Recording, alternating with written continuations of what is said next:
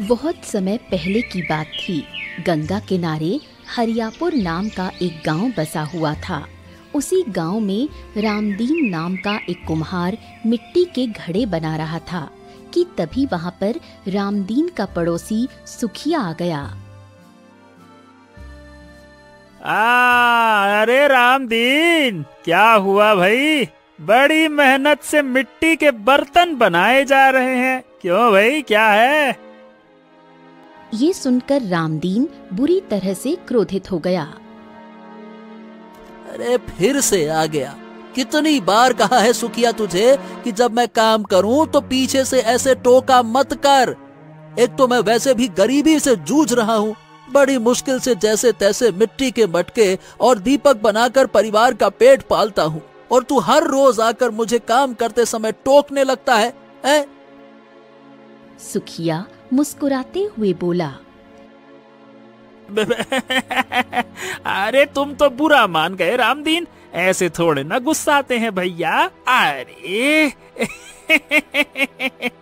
मैं तो बस ऐसे ही पूछ रहा था, तुम तो बेवजह गुस्सा करते हो। ठीक है भैया, करो करो, बुरा मत मानो, काम करो, जूझो नहीं, बहुत करो करो करो। इतना बोलकर सुखिया वहां से चला गया और रामदीन फिर से मटके बनाने में लग गया। कुछ देर बाद रामदीन काम करके अपने घर के अंदर गया, जहां पर उसकी गर्भवती पत्नी गौरी बैठी थी। आप आ गए, आप हाथ मुंह धो लीजिए, मैं आपके लिए खाना लगा देती हूँ। रामदीन हाथ धोने चला गया। कुछ देर बाद भोजन करके रामदीन गौरी से बोला। अरे न जाने कब हमारी गरीबी खत्म होगी गौरी, अब तो केवल तुम्हारा ही आसरा है।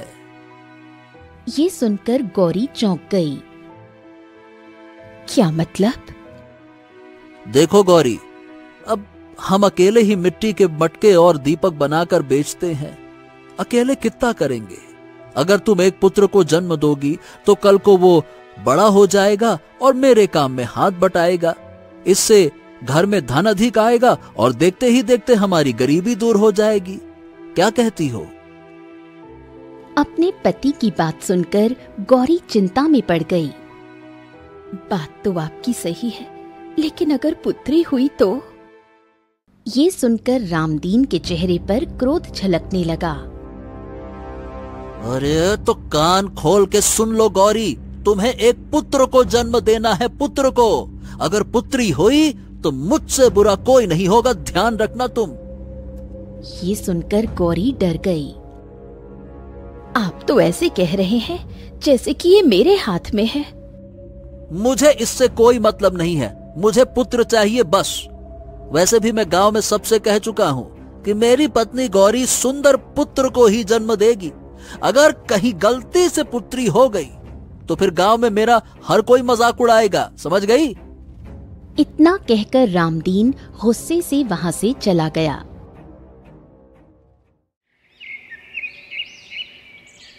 समय ऐसे ही बीतने लगा।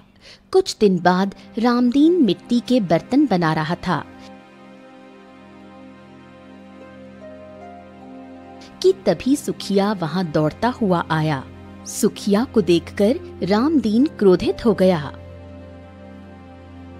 अरे तू फिर से आ गया? अरे रामदीन, इस बार मैं तुम्हारी मदद करने आया हूँ। तुम्हारी पत्नी को फिर से पीड़ा प्रारंभ हो गई है और वो दर्द से करा रही है, जल्दी चलो। ये सुनकर रामदीन चौंककर उठकर बैठ गया। उसकी आंखों में चमक आ गई। लगता है आज वो दिन आ ही गया जिसका मैं काफी समय से इंतजार कर रहा था। इतना कहकर सुखिया दौड़ते हुए चंपा दाई के पास चला गया। दाई जल्दी चलिए, रामदीन की पत्नी को प्रसव पीड़ा प्रारंभ हो गई है, जल्दी चलिए। चंपा दाई तुरंत सुखिया के साथ रामदीन की झोपड़ी में चली गई। सुखिया और रामदीन घर के बाहर बेसब्री से चंपा दाई के बाहर आने का इंतजार करने लगे। कुछ देर बाद चंपा दाई एक सुंदर पुत्री को लेकर बाहर आ गई। तेरे तो भाग्य खुल गए रामदीन, तेरे घर पर लक्ष्मी आई है। तेरी पत्नी ने कितनी सुंदर पुत्री को जन्म दिया है। ये सुनकर रामदीन बुरी तरह से क्रोधित हो गया और घृणा भरी नजरों से अपनी पुत्री को देखते हुए बोला, अरे इस मनहूस खबर को तुम तो ऐसे सुना रही हो मानो मेरे भाग्य खुल गए हो। तू कैसी बातें कर रहा है रामदीन? बेटियां तो लक्ष्मी का रूप होती हैं। लेकिन मैं इस बात को नहीं मानता। अरे बड़ी होकर ये कौन सा मेरे काम में हाथ बटाएगी? उल्टा इसके विवाह की चिंता में मेरी सारी जिंदगी गुजर जाएगी। मैं इसके दान दहेज का इंतजाम कहां से करूंगा? मैं तो वैसे भी एक गरीब कुम्हार हूँ। अरे क्या हो गया है समझ नहीं आता। चंपा दाई ने गुस्से से रामदीन की पुत्री को रामदीन के हाथ में थमा दिया। अपनी पुत्री को पकड़ और अपनी सोच को सही कर। जरूरी नहीं कि जिनके घर पर पुत्र पैदा होते हैं उन्हीं के भाग्य बदलते हैं। जिनके घर पर पुत्रियां पैदा होती हैं उनके भी भाग्य बदलते हैं। इतना कहकर चंपा दाई गुस्से से वहां से चली गईं। रामदीन गुस्से से अपनी पुत्री को लेकर सीधा अपनी पत्नी के कमरे में चला गया। अपने पति को देखकर गौरी डरे हुए अंदाज में बोली, कितनी सुंदर पुत्री है हमारी। मैं सोच चुकी हूँ, इसका नाम राधा रखूंगी। गौरी इतना ही कह पाई थी कि तभी रामदीन ने गुस्से से अपनी पुत्री राधा को गौरी की चारपाई पर पटक दिया। ये क्या कर रहे हैं आप? सही कर रहा हूँ। तूने तो मेरा सारे गांव में मुंह काला करवा दिया गौरी। अब मैं गांव वालों को क्या मुंह दिखाऊंगा? सब मेरा मजाक उड़ाएंगे कि मेरे घर पर तो पुत्र होने वाला था। अरे बड़ा कहता था पुत्र होगा, ऐसा कहेंगे सब मुझे। गौरी की आंखों से आंसू बहने लगे। ऐसा मत कहिए। देखिए आपकी पुत्री कितनी सुंदर है। मैं इसे कभी स्वीकार नहीं करूंगा गौरी। बस बात करती है। इतना कहकर रामदीन गुस्से से पैर पटकता हुआ अपने घर से बाहर निकल आया। समय ऐसे ही बीतने लगा और रामदीन के मन में अपनी बेटी राधा और पत्नी गौरी के प्रति नफरत बढ़ती गई। अब वो घर पर भी बहुत कम जाने लगा। देखते ही देखते 5 वर्ष बीत गए। एक दिन सुबह रामदीन काम पर जा रहा था कि तभी उसकी मासूम पुत्री राधा कहती है, पिताजी आप कहाँ जा रहे हो? मैं भी आपके साथ चलूंगी। रामदीन ये सुनकर क्रोधित हो गया और एक जोरदार चांटा राधा के गाल पर जड़ते हुए बोला, तेरी हिम्मत कैसे हुई मेरा हाथ पकड़ने की? ये देखकर गौरी बुरी तरह से क्रोधित हो गई। बस कीजिए, बहुत हो गया। एक तो वैसे भी 2 दिन से आपने खर्चे के लिए घर पर कुछ भी नहीं दिया। घर में खाने के लिए कुछ भी नहीं है। मेरी बेटी कल से भूखी है। शायद इसी वजह से वो आपके पास आई थी, लेकिन आपके डर की वजह से वो ये भी नहीं कह पाई कि वो कल से भूखी है। और आपने अपनी ही बेटी को इतनी बेदर्दी से थप्पड़ मार दिया। बस बहुत हो गया। अब मैं तुझे और तेरी बेटी को और बर्दाश्त नहीं कर सकता। ये सुनकर गौरी की आंखों में आंसू आ गए। रामदीन ने तुरंत गौरी और अपनी 5 वर्षीय पुत्री राधा को पकड़कर धक्के देकर अपने घर से बाहर निकाल दिया। बाहर गांव वालों की भीड़ लग गई। तभी वहां पर सुखिया आ गया। ए रामदीन, ये तू क्या कर रहा है? अरे तू फिर से आ गया। मेरे बीच में बोलने की जरूरत नहीं है सुखिया। सोचा था कि पुत्री होने के बाद शायद मुझे कोई पुत्र हो जाए, लेकिन इन 5 वर्षों में शायद ये माँ बनने के लायक बची ही नहीं। तो अब कहां से पुत्र जनेगी? अब मुझे इससे छुटकारा चाहिए। मैं इसे अपने घर पर नहीं रख सकता। तभी वहां पर चंपा दाई भी आ पहुंची। तेरी पत्नी बहुत सीधी सादी है, बेचारी तेरे साथ गरीबी में जीवन यापन करती है और उफ तक नहीं करती। उस पर इतना अत्याचार मत कर। ए दाई, हमारे घर के मामले में पड़ने की कोनो जरूरत नहीं है। चंपा दाई, अपने काम से काम रखो, समझी? चंपा दाई गुस्से से वहां से चली गई और रामदीन ने अपने घर के दरवाजे अपनी पत्नी और पुत्री के लिए हमेशा के लिए बंद कर दिए। गौरी के पास कोई सहारा नहीं बचा था। वो अपनी बेटी राधा को कलेजे से चिपकाकर जंगल की ओर चल दी और भूखी प्यासी भटकने लगी। काफी देर के बाद उसे एक सुनसान पहाड़ी पर एक छोटी सी गुफा दिखाई दी। दिन ढल चुका था। गौरी अपनी पुत्री राधा से बोली, तू हिम्मत मत हार बेटी, सब कुछ सही हो जाएगा। अब हम उस दुनिया में नहीं रहेंगे जहाँ पर इंसानियत बची ही ना हो। चल उस गुफा के अंदर चलते हैं। रात होने वाली है और रात में जंगली जानवरों का खतरा ज्यादा हो जाता है। गौरी राधा को लेकर गुफा के अंदर चली गई। राधा माँ से बोली, माँ, मुझे बहुत तेज भूख लगी है। गौरी फूट फूट कर रोने लगी और राधा को बोली, मैं जानती हूँ मेरी बेटी, तूने तो 2 दिन से कुछ भी नहीं खाया। तू यहीं रुक, मैं तेरे लिए कहीं ना कहीं से कुछ खाने को लेकर आती हूँ। इतना कहकर गौरी गुफा से बाहर निकल गई। वो कुछ ही दूर गई थी कि तभी एक जंगली शेर जो काफी देर से वहां खड़ा था, अचानक उस पर झपटा और कुछ ही देर में गौरी को मार कर खा गया। इधर गुफा में राधा बहुत देर तक अपनी माँ का इंतजार करने लगी। माँ के ना लौटने पर वो फूट फूट कर रोने लगी और बार बार आवाज लगाने लगी, माँ, माँ, तुम कहाँ हो? मुझे भूख लग रही है। गुफा के ठीक बाहर एक गाय और बैल खड़े हुए थे। राधा की चीख उनके कानों तक पहुंची तो गाय बैल की ओर देखने लगी। बैल ने गाय से कहा, लगता है मनुष्य की बेटी गुफा के अंदर है। हाँ, और उसकी चीख में माँ की तड़प साफ दिखाई दे रही है। चलो चलकर देखते हैं। गाय और बैल दौड़ते हुए गुफा के अंदर चले गए। वहाँ राधा रो रही थी। ओहो हो, लगता है ये बेचारी अपनी माँ को पुकार रही है। अरे मुझे याद आ गया, कुछ देर पहले एक स्त्री जंगल में घूम रही थी। तभी एक शेर ने उस पर हमला कर दिया और उसे मारकर खा गया। मुझे लगता है कि ये उसी की बेटी है। ये सुनकर बैल की आंखों से आंसू बहने लगे। बेचारी, इसको तो ये भी नहीं पता कि इसकी माँ कब की इसे छोड़कर जा चुकी है और ये शक्ल से काफी भूखी लग रही है।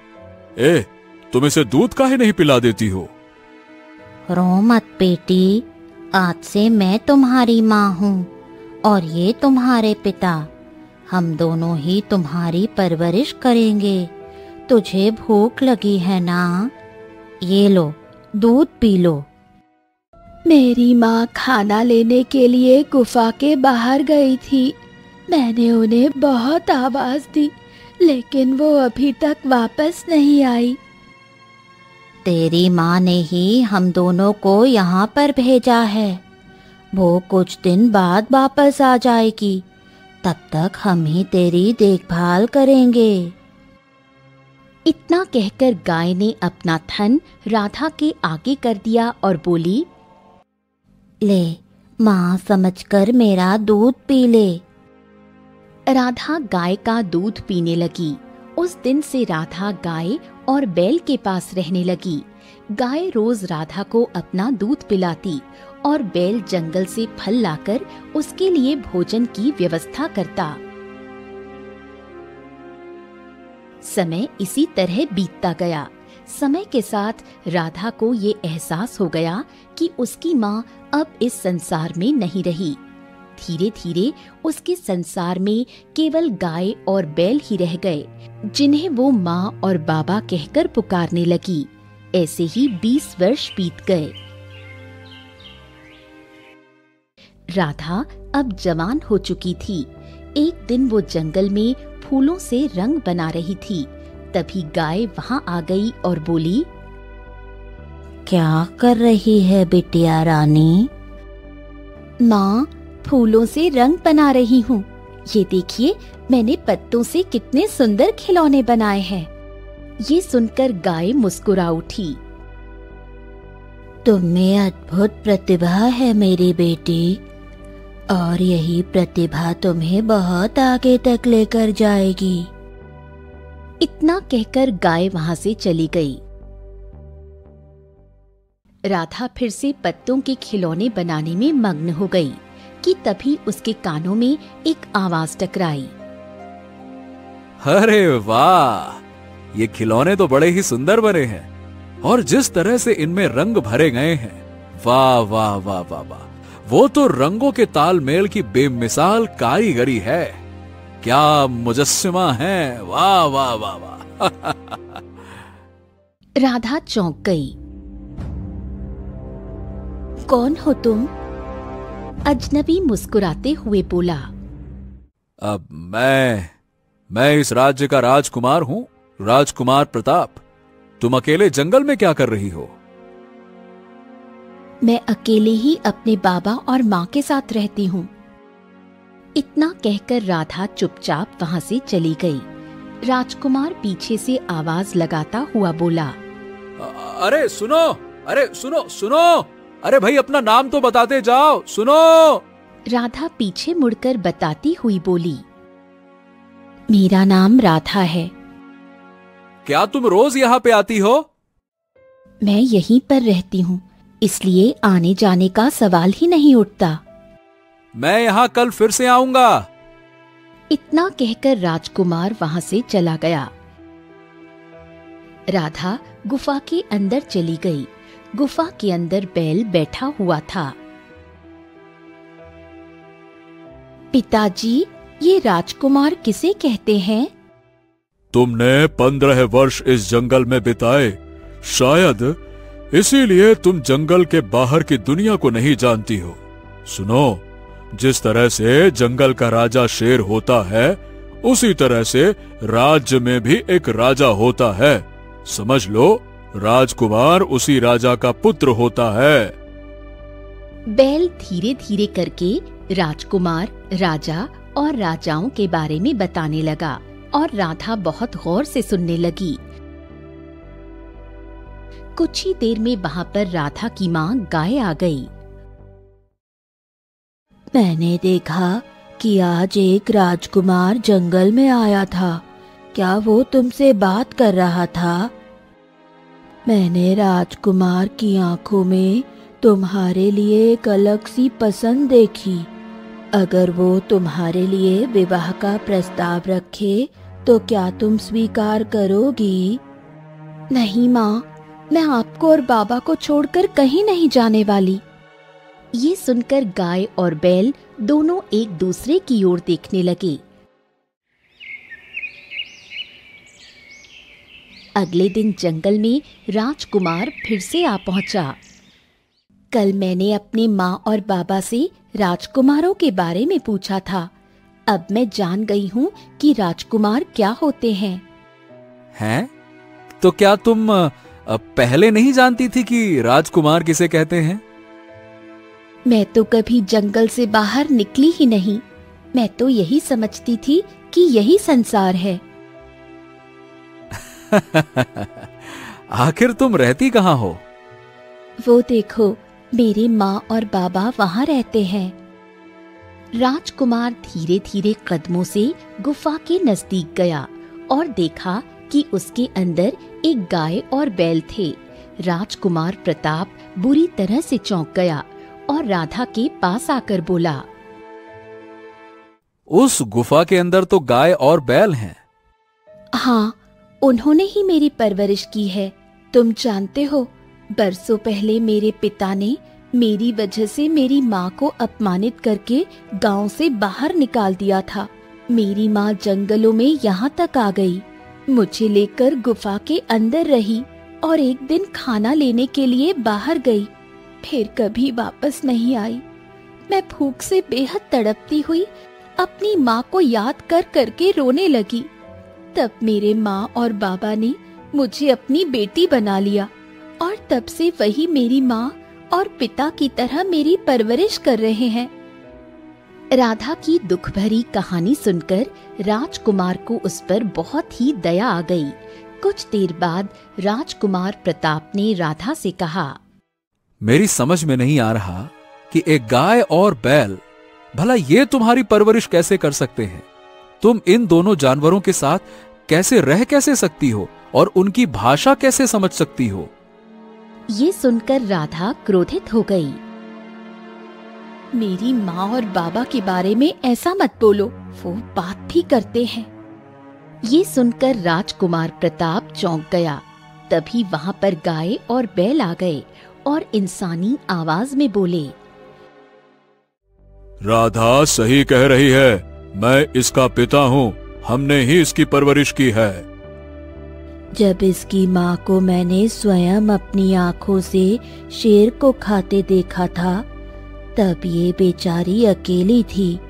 मुझसे इसकी तड़प नहीं देखी गई, इसलिए मैंने इसे अपना दूध पिलाकर बड़ा किया। राजकुमार डर गया। अब तुम दोनों भला मनुष्य की आवाज में कैसे बात कर सकते हो? ये क्या माजरा है? इस बारे में तुम्हें ज्यादा सोचने की आवश्यकता नहीं है। बस इतना समझ लो कि हम किसी का नुकसान नहीं करते। हमने तो इस लड़की की परवरिश की है जिसे तुम्हारे समाज ने नकार दिया। इतना कहकर गाय और बैल वहां से चले गए।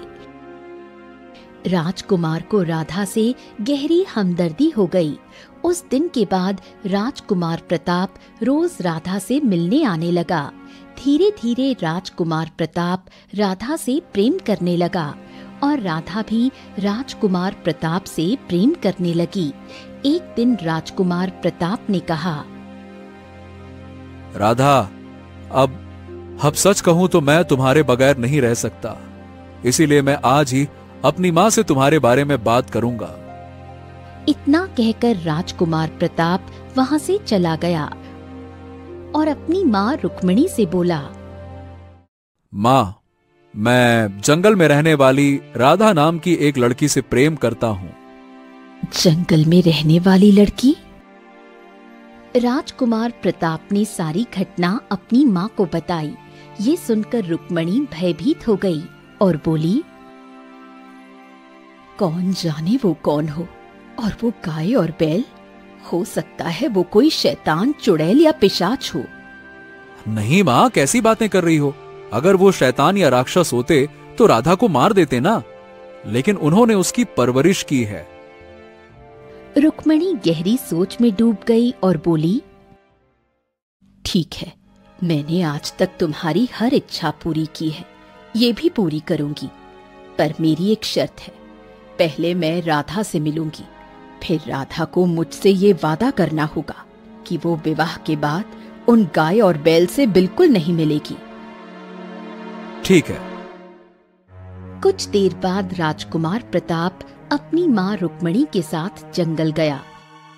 राधा पत्तों के खिलौने बना रही थी।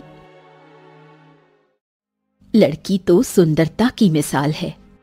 इतना कहकर रुक्मिणी राधा के पास जाकर बोली, मेरे बेटे ने मुझे सब कुछ बता दिया है। मैं तुम्हें अपनी बहू के रूप में स्वीकार करने के लिए तैयार हूँ, पर मेरी एक शर्त है। कैसी शर्त? तुम्हें अपने माँ और पिता को छोड़ना होगा, जो मनुष्य नहीं बल्कि गाय और बैल हैं।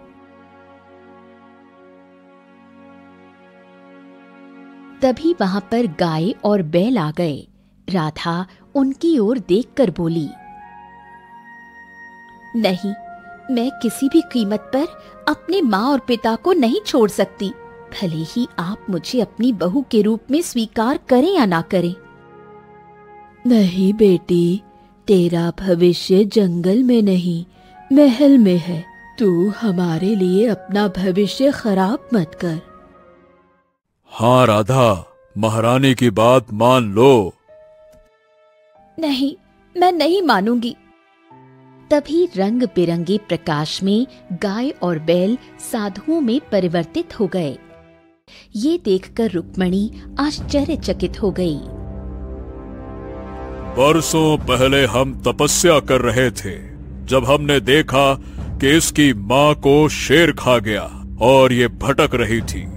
तब हमने गाय और बैल का रूप धारण कर लिया और इसकी परवरिश करने लगे। राधा की आंखों से आंसू बहने लगे। रुक्मणी उसे बोली, अब तुम मेरी बहू बनकर महल चलो बेटी। राधा अब राजकुमारी बन चुकी थी। कुछ दिन बाद एक बूढ़ा व्यक्ति रोता हुआ राज दरबार में आया। राजकुमार प्रताप अपनी पत्नी राजकुमारी राधा के साथ बैठा हुआ था। मेरी सहायता कीजिए राजकुमारी। मेरे पुत्र को सैनिक चोरी के आरोप में बंदी बनाकर ले गए हैं। वो मेरा इकलौता सहारा था। उसकी माँ का रो रो कर बुरा हाल है।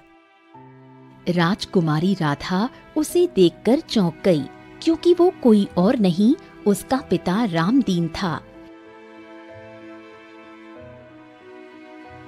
तभी एक सैनिक आकर बोला, महाराज, ये झूठ बोल रहा है। इसके बेटे को हमने रंगे हाथों चोरी करते हुए पकड़ा है और वो गांव में चोर के नाम से ही प्रसिद्ध है। क्या ये सच है? हाँ राजकुमार, ये सच है। मेरे ज्यादा लाड प्यार की वजह से वो बिगड़ गया। हमें लगा था कि वो बड़ा होकर मेरा सहारा बनेगा, लेकिन ऐसा कुछ नहीं, क्योंकि आपको ऐसा लगता था कि पुत्र के होने से ही भाग्य बदलता है। रामदीन ये सुनकर चौंक गया। मुझे पहचानो, मैं कोई और नहीं बल्कि तुम्हारी वही पुत्री राधा हूँ, जिसकी माँ को तुमने धक्के देकर भूखा प्यासा मरने के लिए जंगल में छोड़ दिया था। रामदीन फूट फूट कर रोने लगा। तू राधा है, तू राधा। हाँ, मैं राधा हूँ। हमको माफ कर दे बेटी। तुम्हें और तुम्हारी माँ को निकालने के बाद मैंने दूसरा विवाह कर लिया।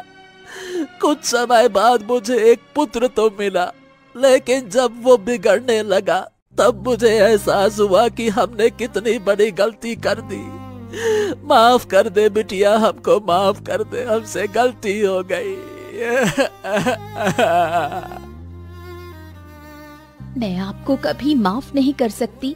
मेरी माँ आपकी वजह से शेर का शिकार बन गई, इसलिए मैं आपको अपने पिता का दर्जा नहीं दे सकती। लेकिन आपके ऊपर मैं उपकार जरूर करूंगी। आपके पुत्र को रिहा करवा दूंगी, ताकि आप उसे देखकर अपने किए हुए अत्याचारों को याद करते रहें। इतना कहकर राधा ने रामदीन के पुत्र को रिहा करने का आदेश दे दिया।